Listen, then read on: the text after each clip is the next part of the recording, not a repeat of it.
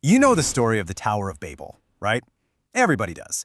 A united humanity, one language, they build this massive tower to the heavens, and then bam, divine punishment.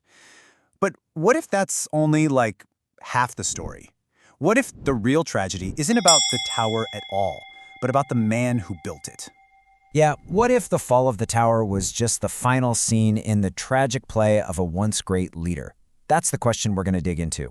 So let's forget about architecture for a minute. This is a story about ambition, hypocrisy, and a hero's absolutely devastating fall from grace. So to really get why it all came crashing down, we have to go back to the very beginning. I mean, think about it. The world was just washed clean by the Great Flood. Humanity got a second chance, and this new society, it was supposed to be built on a really specific set of laws, a clear path to make sure they didn't repeat the mistakes of the past. These were the rules passed down from Noah, and they weren't just, suggestions. This was the blueprint for a just world. And look at what's emphasized here. Take care of the vulnerable, and a huge warning against pride. Definitely remember that last one. It's kind of the fatal flaw of the whole story. Okay, so every new society needs a leader, right? And this new world, well, it found one. A descendant of Noah, a man who, at least at the start, seemed to have a truly divine purpose.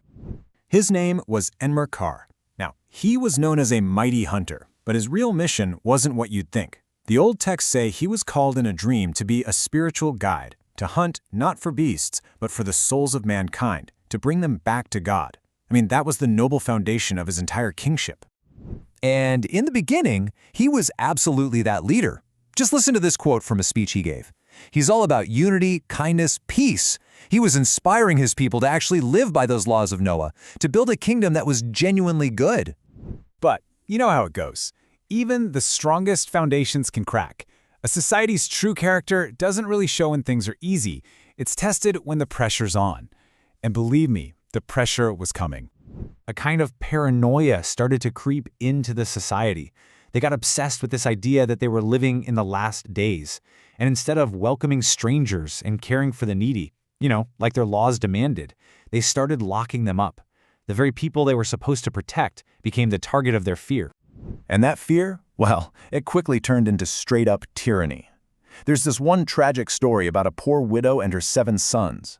They were strangers, so they get dragged before a judge and ordered to bow. They refused. One by one, they chose death over submission, with her second son saying these incredible defiant words.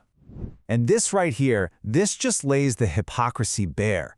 It's shocking. On the left, you have their sacred law, a warning that pride and envy lead to bloodshed. And on the right, the judge's cold, cruel verdict, kill the innocent boys. The law became, quote, not something to actually obey.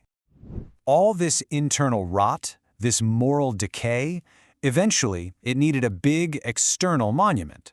The society's great mission, their grand project, started to twist from an act of sincere worship into a giant spectacle of vanity.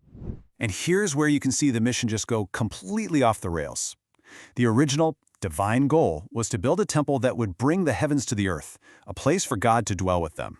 But that got twisted into this new, prideful goal to reach into the heavens and, here's the kicker, make ourselves a great name.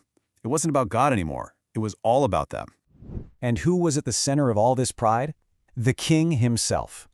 His people, even his priests, started treating Enmer Kar like he was a god. And in his growing pride, that fatal flaw, he stopped correcting them. He started to believe it. The mighty hunter of souls was now being hunted by his own ego. But hey, not everyone was swept up in this madness. Amidst all the crazy construction and self-worship, a small group of 12 men stood firm. They refused to take part in a project they knew was just plain wrong. A tiny island of conscience in a whole nation drowning in vanity. So, this brings us to the climax. When a society strays this far from its foundation, a collapse is pretty much inevitable. The defiance of these few good men finally collided with the pride of a whole nation, and something had to break. In the end, it came fast. The 12 men were thrown in prison. After 7 days, they're brought before the judge, who demands they share the sacred secrets of temple building. Instead, they offer wisdom about humility. For this, they were condemned. But before the sentence could be carried out, judgment struck. A massive earthquake just ripped the tower's foundation to shreds.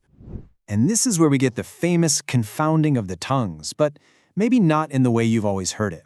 The source explains it as a direct result of their social collapse. With their big monument to pride lying in ruins, all that phony unity just vanished. Good feelings turned to bitterness and blame.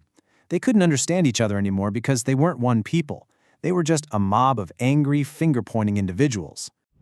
The tower was rubble. The people were scattered. But what about the king? What happened to the man who led them all down this path to ruin? Well, this is the final and maybe the most tragic chapter of his story. Just remember this guy, Enmer Kar, the righteous king, the hunter of souls who preached peace. Hold that image in your mind, because this is who he became. After his wife was killed in the collapse, his grief and his pride just curdled into pure rage. He completely turned his back on the God he once served, and he took a new name, Nimrod, which means he who rebelled. The transformation was absolute. Nimrod's rule was a dark, twisted mirror of Enmer Kar's. He rebuilt, sure, but on a foundation of pure tyranny. He and his new queen literally declared themselves gods. And the king who once wanted to bring peace to the world now actively took peace from the land, starting wars with everyone around him. A total, violent inversion of his original mission. So in the end, the story of Babel isn't really about a building at all, is it? It's a timeless warning. It leaves us with this question that just echoes through history, from ancient kings all the way to leaders today.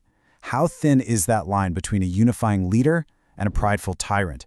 And how terrifyingly easy is it for a hero to become the villain of their own story?